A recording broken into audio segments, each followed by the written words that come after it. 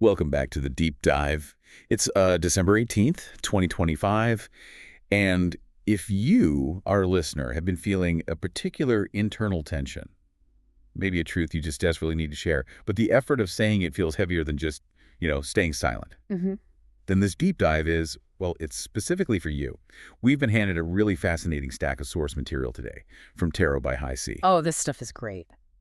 It is. It covers an astrological outlook, a tarot reading on the Ten of Fire reversed, which is so relevant, and a narrative piece called When Fire Learns to Listen. Yeah, this deep dive really cuts to the chase. It addresses a core challenge of our emotional lives, I think.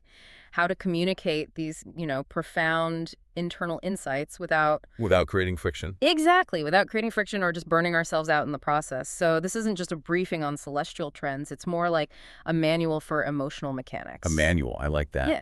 Yeah. So our mission today is to really distill the core lesson running through all these sources. Hmm. It's about how we manage that intense internal energy, that metaphorical fire, and translate those deep, often sacred internal insights into honest, effective, and crucially compassionate communication. Okay, so let's unpack this right away. The overall theme we're chasing is, it's fundamentally about releasing burdens.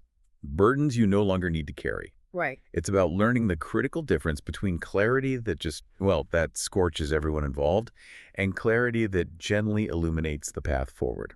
Scorch versus illuminate. That's a perfect way to put it. When we finish this discussion, you should have a clear path to saying what needs to be said, without feeling like you have to set the whole conversation on fire just to prove your point. We should probably start with the central image in the TarotScope, which is the Ten of Fire reversed. Yeah. In the traditional sense, the Ten of Fire is this crushing burden, just too much weight. Yeah. So when it's reversed, it immediately gives us this concept of a release valve, an unburdening. The reading insists that something you've been carrying, something exhausting, does not need to be pushed, proven, or performed anymore. Now that, to me, is a massive declaration of freedom. It is. But it raises the question, right? If I stop pushing this heavy thing, won't it just fall over? And that's the skeptical, real-world question we need to answer. Because we often believe we have to push. We feel uniquely capable or maybe uniquely responsible for the whole situation. Right, like if I don't hold it up, no one will. Exactly. But the source material explains this dynamic shift that happens when you genuinely let go of that need to control the outcome. It states, and this is key, when we stop pushing, others can finally meet us. So the sheer exertion we apply, the, trying to prove the truth, the constant over-explaining, All that effort. that's what creates the burden. And paradoxically, that burden is what repels the very understanding we want. It's a self-inflicted resistance loop. It is. It absolutely is. If you are constantly filling all the available space with your effort, your explanation, your defensiveness, you leave absolutely zero psychological room for mutual effort. You make it a solo performance. Okay, that makes sense. This is why the sources insist that we are not required to say everything, fix everything, or hold everything at once. That feeling of obligation, to manage every piece of information or anticipate every single emotional outcome. That's what creates the burden in the first place. That immediately connects to the idea of emotional labor, Yeah. which so often feels incredibly one-sided. And that's where the insight becomes actionable. When you remove that self-imposed requirement to be the sole carrier, the source material notes that emotional labor can be redistributed more fairly. This is an incredibly important nugget for anyone in a relationship, personal or professional, where you feel like you're doing all the heavy lifting. The release isn't just for you, it's an invitation for shared responsibility. It suggests we no longer have to carry the whole emotional load, especially where, mutual input is possible. To give that abstract idea some real-world weight, the StoryScope introduces us to the character Tashi. Tashi was carrying too much for too long. And what was the burden? Not physical objects, but words unsaid, over-explained, rehearsed until they became heavy. Oh, that's so powerful. It provides a perfect parallel for that feeling of being internally burdened by just complexity and intense effort. Tashi's experience is that universal experience, isn't it? Anticipating every possible outcome and trying to structure the truth so perfectly that it can't possibly be misunderstood. Yeah. You've run the conversation 100 times in your head, tweaking the language, making sure you hit all the necessary points, only to find that the sheer weight of preparation has turned your words into lead weights. It's the weight of the preparation and the performance, not the truth itself. Precisely. Yeah. So if that's the mechanical problem carrying the weight, The next logical step is figuring out what to do with all that pent-up internal energy. Tashi was trying to use a certain kind of fire energy to solve the problem, which brings us to section 2, tending the fire versus forcing the flame. The sources are so rich with this metaphor. We have a restless mental and emotional energy, a desire to understand, articulate, and share insights that feel important, even sacred. Yeah. That energy itself is incredibly valuable, but we need to know how to harness it. How do we distinguish between energy that helps us communicate and energy that simply burns bridges? The abbot in the narrative provides the definitive contrast here. When Tashi approaches him, the abbot points out that the fire that once felt consuming, the fire of striving and pushing, now wants to be tended, not fed. And that's a monumental shift in perspective. I love that framing. Tended, not fed. It implies maintenance, control, and respect, rather than simply throwing more logs on the fire to make a bigger spectacle. That's the core difference. The fire that you feed relentlessly is about generating a massive, immediate output, often for defensive or performative reasons. But a fire that is tended is controlled, sustainable. It's meant to provide lasting light and warmth. This distinction is summarized in the abbot's specific maxim, which is really a core takeaway for today. He says, "Fire that is forced consumes itself. Fire that is released becomes light." Wow. If your goal is to be effective and lasting, you have to choose light over self-consumption. I think we've all experienced that forced fire.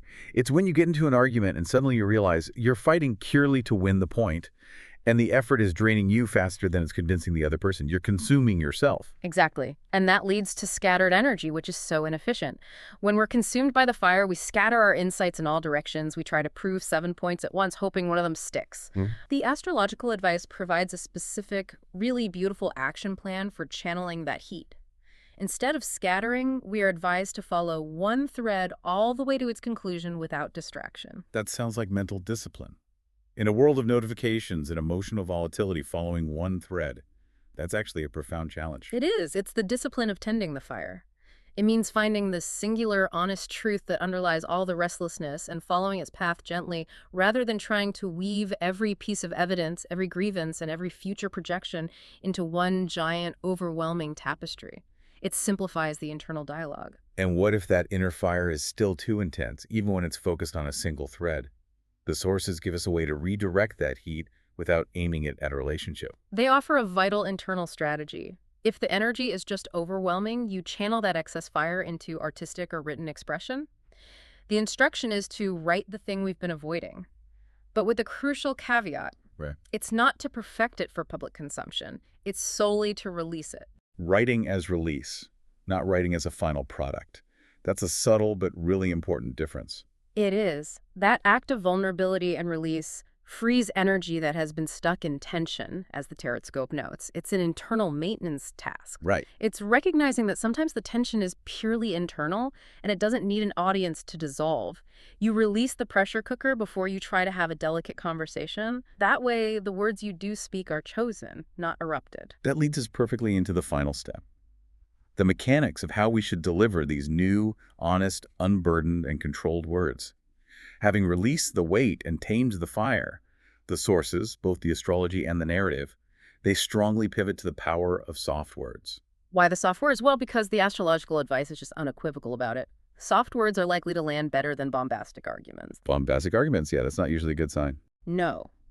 Intensity creates immediate resistance and defensiveness in the listener. We are moving from a communication style based on intensity and impact to one based on receptivity and connection. We're looking for a merging of heart and mind, feeling and thought, intuition and articulation. But I know the skeptical listener is thinking, okay, if I use soft words, will my important point be ignored?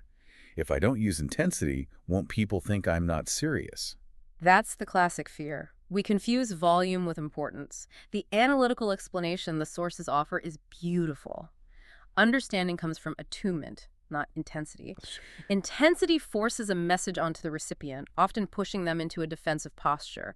Attunement, by contrast, means you are harmonizing with the recipient, allowing them to meet the message where they are. So attunement is about listening as much as it is about speaking. Exactly, and the sources define this communication style so beautifully. Soft words land because they are unarmored. They have no defense mechanisms built in, making them easier to receive. Philosophical conversations deepen because they are not performances. They are genuine exchanges of ideas without the ego pushing for a win. This is why sudden, profound insights often feel like divine downloads. It's because they're received, not wrestled into shape through force. I think that distinction between performance and honesty is vital, especially when we're talking about emotional repair and, fixing old issues. How do we fix something that's been broken for a while if we stop over-explaining everything and trying to prove our version of events? We recall the StoryScope detail, which is incredibly insightful regarding repair. Old aches are repaired not by explanation, but by naming.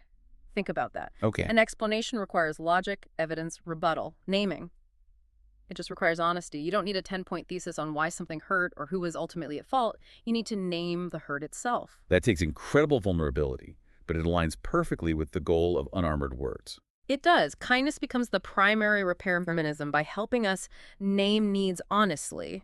It allows you to say, when X happened, I felt unseen, rather than, you always ignore me and here are the 3 times I can prove it. Right, that's a huge difference. The core challenge here is embracing that vulnerability, which is the final step in truly honest communication.